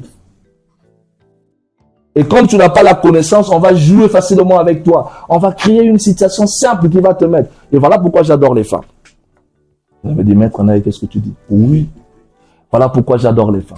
La femme, si elle décide de te mettre en colère, elle va te mettre en colère. Dieu les avait créés comme ça, là, je ne sais pas comment. Ah, monsieur, excusez-moi. Vous êtes magnifique et merveilleuse. Dieu les avait créés comme ça là. C'est des êtres qu'on avait créés comme... Et c'est très bien, moi j'aime ça. C'est très bien. Parce que là où il y a des conflits beaucoup. Mais parce que, évidemment, on n'a pas compris la magie. On n'a pas compris la magie pour comprendre comment l'énergie fonctionne. Ces êtres-là, elles sont naturellement conçues comme ça là. C'est que si elles décident aujourd'hui de déstabiliser ton moral, elle va te le déstabiliser qui que tu sois. Tu as été beau général, d'armée, je ne sais pas de quoi. Le jour où là tu rentres, elle te déstabilise en 2-3 mots. Bah, tu es assis. 2-3 mots, tu sais plus qu'est-ce qu'il va faire. Moral bas. Ton vibratoire à terre. Ça va être spirituel, mais tu dis, là, je veux pas. Et là, si tu n'as pas un cœur, tu vas frapper. Je dis, la seule façon de me défendre ici, la seule façon de me défendre ici, c'est d'utiliser la main. Parce que tu sais que émotionnellement et mentalement, tu es battu. Donc, ton seul secours, c'est le physique. Parce qu'au moins là, tu peux gagner. C'est le coup. C'est le coup. Et on est piégé. Et ça, nos parents, nous avons pas préparé à ça. Papa n'a jamais dit quelque chose sur le mariage. Maman n'a jamais dit comment ça va se passer. Personne n'a dit quelque chose. Tu vas découvrir ça seulement au fur et à mesure. Et ça devient compliqué. Mais oui. Mais c'est important parce que, évidemment, l'univers les avait placés pour nous aider d'être forts. Le but de la femme, c'est de faire en sorte que l'homme soit fort. Et c'est pour cette raison que Dieu lui a donné ces mécanismes-là qui lui permettent de tester les capacités magiques de l'homme. Et la seule chose qu'elle a besoin, c'est simplement ta magie. Le reste, là, ce n'est que des faussetés qu'on enseigne aux gens. Plus tu es magiquement fort, plus la femme va t'apprécier, sans qu'elle ne se rende compte elle-même. Parce qu'elle aussi, elle ne connaît pas ça. Elle ne connaît pas qu'elle est une sorcière. C'est elle qui nous a initiés à la magie. Je suis obligé de libérer ça. C'est-à-dire que l'histoire nous enseigne que la magie, nous l'avons appris auprès des femmes. Ce sont elles qui nous ont initiés à la magie, pour que nous puissions être des acteurs de la vie et que nous maîtrisons l'existence. Donc, en fait, ce sont nos maîtresses. Et pour se rendre compte que tu es en train de réussir dans la magie, elle met les épreuves sur ton chemin. La voie initiatique, c'est la voie des épreuves. Tu as compris? Donc, lorsque tu as une femme chez toi, dis-toi que tu as une maîtresse qui doit t'aider à être bien dans la vie. C'est pour cette raison qu'il faut que tu la respectes. Peu importe ce qu'elle est. Parce que si tu ne réussis pas avec elle, tu prendras une autre, ça sera encore difficile. Parce que toutes les femmes ont le même principe. Donc tu n'as rien fait. Oui. Donc il faut que vous vous confrontez et qu'elle va t'aider à être fort. Elle va t'aider à maîtriser le pouvoir. Elle va t'aider à être un vrai mage. Elle, même si elle ne connaît pas la magie, elle en a de façon naturelle. Maintenant, tu peux comprendre l'importance de la femme. Ce n'est pas par sa beauté, ce n'est pas parce qu'elle a commencé là. Ça, ce n'est que les superficiels que les gens recherchent. Et le principe, c'est qu'elle va t'aider. Elle va t'aider sans que tu te rendes compte. Parce qu'elle va tester tes capacités émotionnelles. Voilà pourquoi lorsque un homme traverse les moments difficiles, il n'a plus de force avec la femme. Pourquoi? Parce que lorsque la femme ne sait pas, tac là, mais quand il n'y a plus rien là, quand il dit, le gars commence à trembler. Il dit, non. Il faut que tu lui rassures que je suis un guerrier chéri et que nous allons traverser ce moment difficile ensemble. Et dis-toi que je m'en sortirai parce que je ne suis pas né pour perdre. Je suis né pour gagner. Tu dois rassurer. Et les hommes qui ne sont pas formés, ils peuvent même pleurer chez madame.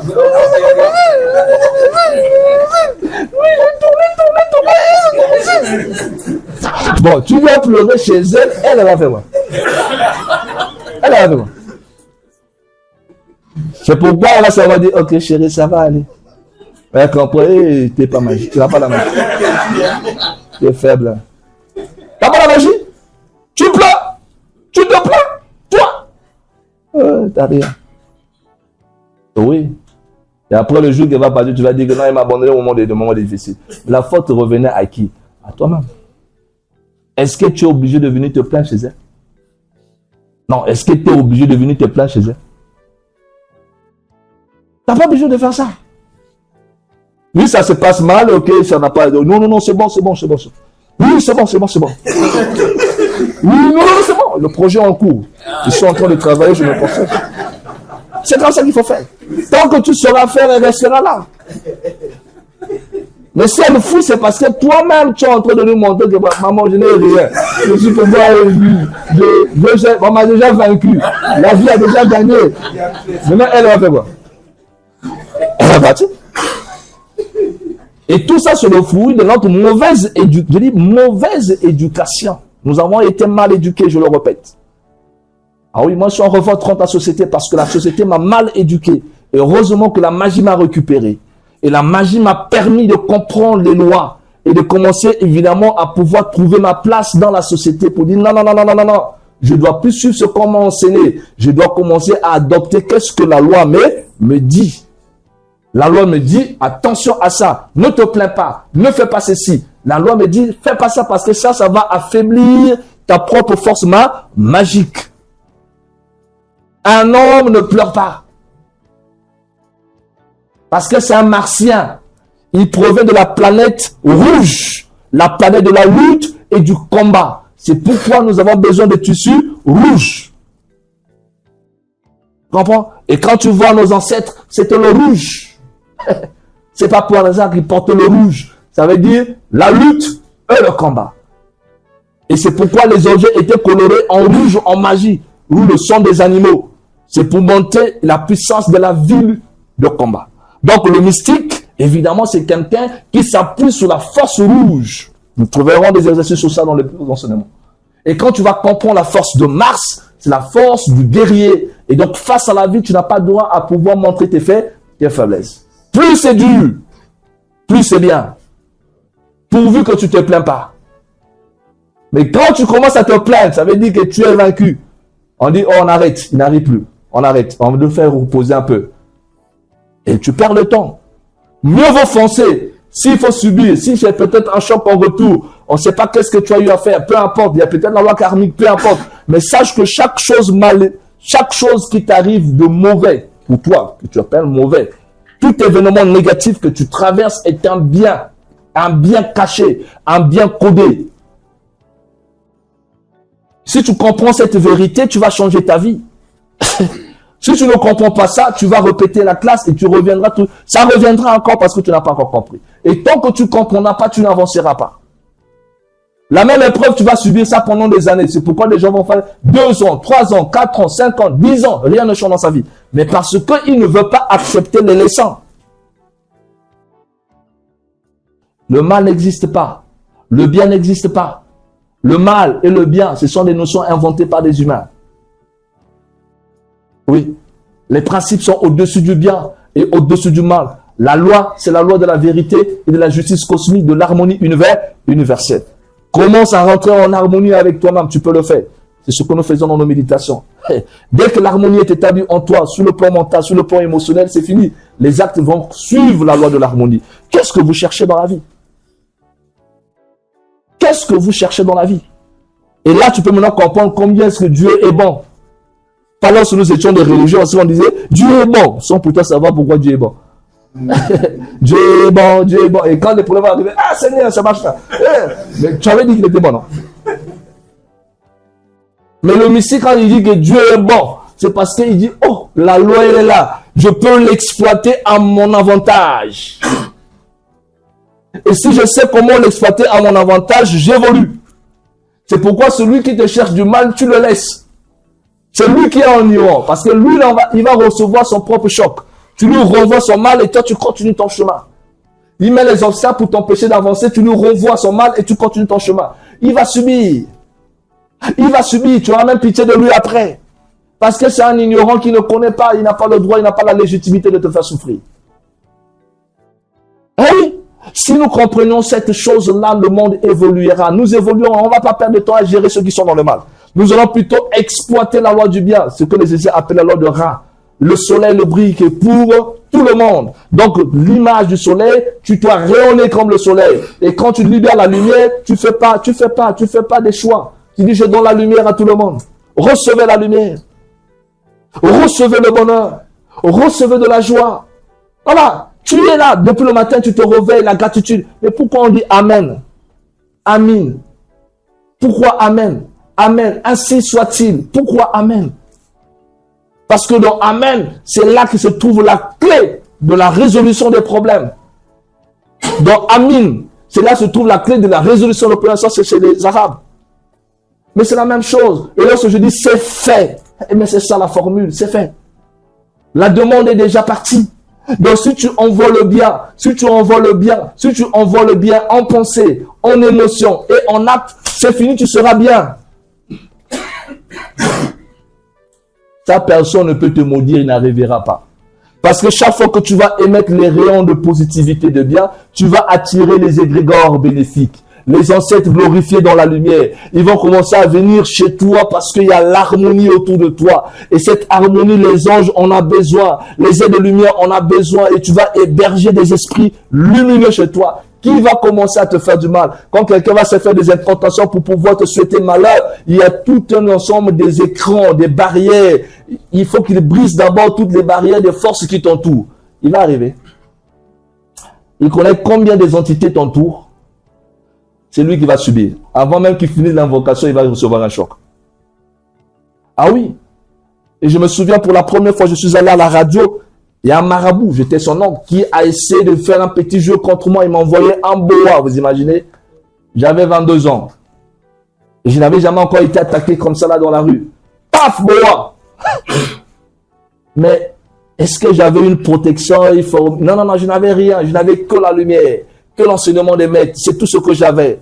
Et quand je rentre, la voix me dit, attention, tu es mystiquement attaqué, ne prends pas les produits. Ok. J'ai écouté. Parce que quand la voix parle, il faut... La plupart des gens, nous sommes trop têtus. Quand Dieu te parle, parce que tu ne connais pas le pouvoir de l'intuition, tu ne connais pas comment écouter la voix intérieure. Et voilà pourquoi nous souffrons. Parce que quand la voix intérieure te parle, toi, il fallait que tu écoutes un Dieu parler dans les tonnerres. Là, tu ne veux pas écouter. Tu ne sais pas comment on écoute le langage de l'invisible. Il dit, attention, ne rentre pas dans ce bus-là. Tous les jours, je prends le bus, je vois quoi? Je rentre. Accident. Il faut toujours interroger le moi intérieur avant de faire quoi que ce soit. Et lui, il va te dire, sinon, c'est demandant, ne fais pas ça. Ne va pas ça. Ne prends pas ce monsieur-là. Ne prends pas cette dame-là. Ne prends pas. Écoute sa voix. Obéis. Obéis parce qu'il va t'épargner de ce que tu ne connais pas. Mais si tu es têtu, tu ne connais pas la loi. Tu penses qu'on vit comme ça là. Donc, ce qui t'arrive, tu fais. Tu vas, tu sors. On t'appelle, viens ici, tu viens. On t'attend ici, viens, tu viens. Non, non, non. Interroge ton cœur, est-ce que je dois sortir ou pas? Est-ce que je dois rentrer dans ce train-là ou pas? Est-ce que je dois prendre cet avion-là ou pas? Interroge et écoute la voix intérieure. S'il lui dit, ne sors pas, même s'il y avait des avantages, reste à la maison. Reste à la maison. Parce qu'en pensant trouver de l'avantage, tu risquerais de trouver que du malheur. Et ça, on ne connaît pas ça. Ça nécessite une éducation mystique. Il n'y a que dans les mysticismes qu'on apprend ça. Et quand tu suis bien les cours ésotériques, ça t'amène à ça. Ça t'amène à écouter ta voix intérieure. Et le mystique suffisamment entraîné écoute son voix intérieure. Il ne fait que la volonté de sa voix intérieure. Il n'obéit qu'à sa voix intérieure. C'est pourquoi il n'a pas de loi. Sa loi, c'est la loi de son cœur. Ah bien? Le reste là, ce sont des lois fabriquées, j'appelle ça. La fabrication de la religion, fabrication de ceci. Il y a beaucoup de lois fabriquées. Est-ce que moi, je vais perdre mon temps à pouvoir suivre les fabrications des gens? Non, j'ai pas le temps pour ça. Moi, j'écoute mon cœur. Si mon cœur me dit, partage-le, je le partage, même si je ne le connais pas. Mais si mon corps me dit, ne le donne pas, même si me tourne me supplie, donne-moi. Il dit, je ne donnerai pas parce que le moi ne m'a pas convaincu de te donner. Peut-être que toi qui me demandes là, mystiquement c'est un coup. Quand je vais te donner les billets, tu prends, tu amènes ça dans les toilettes, tu mets ça dans l'anus pour que moi je sois bloqué financièrement. Hein? Il y a des pratiques sombres. Donc tout le monde ne mérite pas qu'on l'aide financièrement. C'est pas parce que la personne demande que tu dois donner. Non. Interroge ton cœur. Si ton cœur dit donne-lui, donne. Si ton cœur dit non, tu dis non. Et c'est pourquoi la voie spirituelle nous demande de cultiver ce qu'on appelle l'amour fraternel. Et dans l'amour fraternel, ce n'est pas avec les mots, mais c'est avec les actes. Quand tu as l'occasion d'aider, aide. Je dis aide. Mais en aidant, interroge ton cœur si la personne-là mérite cette aide-là. Et si l'esprit te dit fais-le sans réfléchir, ce n'est pas ton problème. Ça peut être dans la... Même si tu ne connais pas la personne, le problème, ce n'est pas de connaître. Le problème, c'est qu'à chaque fois que tu fais le bien, même en pensée, c'est pourquoi il faut prier pour les autres. Voilà encore un autre secret que les gens n'exploitent pas. Les gens sont pressés à prier pour eux-mêmes. Mais quand il s'agit maintenant de faire des prières pour autrui, il dit il faut appeler Jésus. Moi, je ne suis pas Jésus. Hein. Non, ce n'est pas un problème de Jésus. C'est un problème de tout être humain qui s'élève en connaissance et en compréhension. Tu dois commencer à utiliser le pouvoir que tu es en train d'exploiter à des fins positives. Donc, on va t'engager dans le devoir d'aider les autres. Et on va commencer à t'amener à prier pour les autres. Quand tu entends quelqu'un te dire « Ah, moi, ça ne va pas », pourquoi il est venu seulement se plaindre chez toi? Peut-être parce que le cosmique, l'invisible, pense que tu peux faire quelque chose de bien pour lui. Si physiquement, tu peux rien le remettre, tu dis « Je n'ai pas quelque chose à te donner physiquement », mais va en paix. L'univers saura comment t'aider. Et quand tu rentres dans ta maison, ne va pas dormir. Quelqu'un est venu quand même te rencontrer, te parler de ces situations. Prends un moment de méditation, libère au moins 15 à 20 minutes pour lui envoyer au moins une pensée de lumière, une pensée de consolation, une pensée d'harmonie. Envoie-lui des charges positives, écarte les négatifs autour de lui et prononce quelques mots pour sa bénédiction. Ça, tu peux le faire.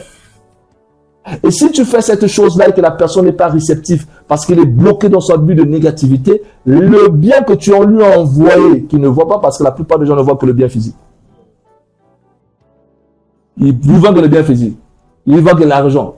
Si c'est l'argent là, il dit, ah, il est bien. Mais si tu lui envoies les pensées positives, il trouve comme il ne voit pas les pensées en plus. Mais qu'est-ce qu'il m'a donné? Il ne m'a rien donné. Il me donne quoi? Non. Mais ça, c'est grand. Donc, tu peux lui envoyer cette pensée de paix, cette pensée de lumière, cette pensée de positivité par rapport à ce qu'il t'a dit pour que son cœur, une fois que tu as envoyé cette énergie positive vers la personne et qu'il pense qu'il réussisse, il pense qu'il grandisse, il pense qu'il évolue. Si la personne n'est pas réceptive, la personne est bloquée dans son énergie négative, il faut savoir quoi? La loi triple va penser en ligne d'écran. La conséquence, c'est quoi? Ça va revenir vers toi. Donc, en réalité, tu comprends maintenant la compensation des mages.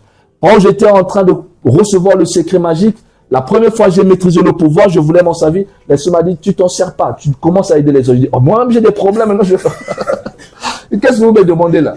Moi-même, j'ai fait des efforts pour maîtriser mes pouvoirs pour que... Je dis non. Commence à aider les autres. Oh. Mais c'était difficile à accepter. Ah oui, au début, c'est difficile. Je dis, oh, je préfère pas. À ce moment, je dis, en difficile, ils vont m'aider. Ils seront ingrats, ils vont m'oublier. Non, non, non. Tu mets l'amour et tu dis, ok, je vais commencer à aider. Quand j'ai persuadé, moi j'ai des problèmes, ah d'accord, on va travailler, on va faire un rituel. Tu rentres à la maison, tu continues encore à travailler pour lui. Tu continues à prier pour lui. Oui, mais en réalité, c'était le secret pour que toi aussi tu sois bien. C'est après que j'ai compris ça. Les maîtres n'avaient pas dit ça avant pour dire que non, tu seras bien quand tu vas faire ça. Non, ils ont dit, ok, tu as la magie, va aider les autres. Et si tu es égoïste là-bas, tu dis non, je ne préfère pas. Non. Et quand tu vas commencer à utiliser la force magique et mystique grâce à tes exercices que tu apprends pour commencer maintenant à soulager la souffrance humaine, pour commencer à aider les autres, d'abord ça commence toujours dans ton sphère immédiate, les amis, les parents. Tu n'es pas obligé d'être à ouvrir une église pour le faire. Chez toi à la maison, il y a plein de gens qui souffrent. Autour de toi, il y a plein de gens. Dans tes moments de méditation, dans ton sanctuaire, réserve au moins quelques minutes aussi pour les autres. Il n'y a que toi. Non, réserve un espace pour pouvoir envoyer les rayons de bonheur, de paix, d'harmonie, de bien à quelqu'un. Et quand tu vas envoyer, si tu envoies sur 10 personnes, c'est que toutes les 10 personnes ne seront pas forcément réceptives. Sur les 10 personnes, 3 peut-être vont recevoir ce que tu vas leur envoyer de bien. Les 7 autres, dans leur négativité, ne pourront pas recevoir tout ce que tu vas envoyer. Ça va faire quoi? C'est que tu as envoyé vers eux va revenir vers toi. Les bénédictions que tu as envoyées sur eux vont te revenir triplement. Triplement. Et en fait, quand tu seras surpris un jour, que les choses commencent à changer aussi autour de toi. Tu as vu une situation compliquée, ça s'est débloqué. Mais parce que tu as envoyé un rayon quelque part, la loi triple a renvoyé encore sur toi. Comme c'était quelque chose de bien, tu souhaitais que quelqu'un devienne riche, tu souhaitais que la personne s'ouvre le boulot, tu souhaitais que la personne soit bien, ben la loi triple te le renvoie et c'est toi qui trouves, c'est toi qui montes. C'est toi qui montes. Donc en réalité, lorsque quelqu'un me dit, ben on a des difficultés, tout le reste, dans la plupart de ces difficultés, c'est parce qu'ils sont égoïstes. Vous allez voir dans la plupart des cas, celui qui est devenu là, si maintenant lui on l'aide, hein, maintenant si à son tour quelqu'un vient dire ah jamais. On a enseigné que c'est moi ça ou non, non, mais c'est ça. Tu veux qu'on t'aide, toi aussi tu dois aider les autres. On va t'aider aujourd'hui pour que demain toi aussi tu sois capable de faire quoi? D'aider les autres.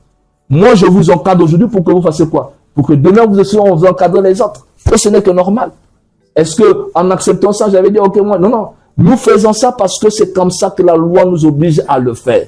C'est pas parce qu'on est des Jésus, c'est pas parce qu'on est... C'est comme ça que la loi de la magie fonctionne. On va t'aider parce que pour l'instant, tu n'as pas les niveaux, tu n'as pas les connaissances, tu n'as pas le secret. On va te former, on va te transférer des formules, pas pour que tu gardes ça dans tes tiroirs. C'est pour que tu t'en sers au moment où tu seras maintenant soulagé, pour pouvoir aussi à ton tour prendre les autres et les aider grâce à ta magie. C'est pourquoi nous sommes tous des serviteurs. Et celui qui refuse de servir n'a pas encore compris. Et si nous comprenions ça encore, je vais aller plus loin. Personne ici dans l'organisation ne va souffrir. Comment quelqu'un peut venir dans l'OGVS et souffrir? Comment? Moi, je ne comprends pas. Comment quelqu'un peut être ici et souffrir? Je ne comprends pas. Avec tout ce que nous avons comme capacité, comme enseignement, comme connaissance, quelqu'un ne peut pas souffrir ici. Avec un égrégore qui rayonne, quelqu'un ne peut pas souffrir. C'est parce que, certainement, les gens n'arrivent pas à appliquer ce qu'on les enseigne. Quand tu as appliqué, quand tu as étudié, quand tu as compris, tu n'as pas besoin de pouvoir dire à tout le monde ce que tu es censé faire. Le mystique agit dans le silence. C'est pourquoi on est des veilleurs silencieux. Vous causez avec quelqu'un, il dit, ah ben, hier, c'était difficile, à faire la maison. La personne n'a pas demandé quelque chose, tu as compris qu'il a une difficulté. Et tu n'as pas besoin de pouvoir savoir est-ce qu'il... Non. Il dit, voici une occasion pour moi de faire le bien. J'interroge le moi, est-ce que je peux l'aider? Le moi dit, ok, aide-le. Je lui fais un petit cadeau, frère, viens. Ça, c'est pour toi. Tu ne peux pas imaginer par la souffrance que tu endures, combien de gens tu peux inspirer. Par la façon dont tu gères les situations difficiles, combien de gens tu peux inspirer. Tes enfants vont te prendre pour modèle. Ton entourage te prendra pour modèle. Donc, tu dois apprendre à être fort. Mais si tu restes faible, si tu es tout le temps en train de plaindre, tu es en train d'éduquer mal les enfants parce qu'ils vont dire papa, ils vont reproduire les mêmes choses. Mais quand tu leur inspires la joie, la confiance, la force, l'équilibre mental, la méditation, dit papa était tout le temps en méditation quand ça n'allait pas. Après un moment, on ne comprenait pas les choses. Ils vont commencer à copier, c'est-à-dire notre père était fort. Et c'est comme ça qu'on transmet l'éducation aux autres parce que les enfants copient plus ce que nous voyons, ce qu'ils voient chez nous. Et nous n'avons pas le droit, je le répète, nous n'avons pas le droit de montrer nos faits, nos faiblesses. Un mystique n'est jamais faible. Il ne le sera jamais. Ou au cas contraire, tu ne sois pas mystique, va dans la religion. Quand tu dis je vais être mystique, on n'est jamais faible parce que les forces qui nous gèrent sont des forces puissantes et efficaces. Et face à l'adversité, nous avons la force de surmonter les obstacles. Nous avons la force d'avancer. Nous avons tous les outils pour renverser les situations difficiles en situations positives. Nous avons les capacités d'en renvoyer le mal à celui qui génère ça. Nous connaissons la loi et nous savons comment l'utiliser. C'est pourquoi personne ne peut faire des barrières sur notre chemin. Il ne pourra pas. Plus ils chercheront à pouvoir te nuire, plus eux-mêmes vont se nuire. Et c'est ça le jeunesse. Je suis là avec vous. Et donc, tant que tu sais que le maître est là, vivant ou mort, je vais agir. Parce que les morts ne sont jamais morts. L'égrégore est là. Suis les enseignements. Reprends les enseignements. Écris. Nous vous reviendrons dans cette prochaine édition. Madame et monsieur, il s'agissait donc de la libération donc des lois spirituelles et auto-spirituelles. Vous savez donc que nous avons donc problème donc de disposition dans ce studio. Il s'agissait de Kabila qui demande donc l'annulation, toute l'annulation. Il a donc condamné les propos macabres de Elibi Lobé. Qui est donc Elibi Lobé? Qui a donc descendu, pour ceux qui ne connaissent pas, Wandje qui a beaucoup œuvré donc pour l'indépendance. Bienvenue sur cette prochaine édition depuis notre centre de production au Burkina Faso.